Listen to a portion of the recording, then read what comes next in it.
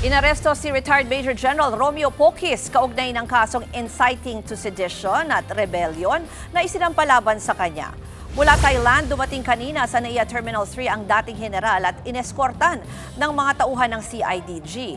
Nag-ugat ang warrant of arrest laban sa dating general matapos umanong magsalita laban sa gobyerno at hikayatin ang puwersa ng militar na bawiin ang suporta kay Pangulong Bongbong Marcos. Ginawa niya po yan sa ilang rally noong Nobyembre. Agad ibinyahe sa Camp Crame si Poquis kung saan pinroseso ang kanyang pagkulong. Giit ng kanyang legal counsel na si Attorney Ferdinand Topacio, ginamit daw ng executive branch ang Department of Justice para parusahan ang mga kritiko ng administrasyon. May pasaring din ang kampo ni Poquis kay Pangulong Bongbong Marcos. Nagpapasalamat po ako kay Pangulong Ferdinand Marcos Jr. at tinupad niya yung kanyang pangako na magpapakulong siya soon, pero mali ang kanyang pinakulong.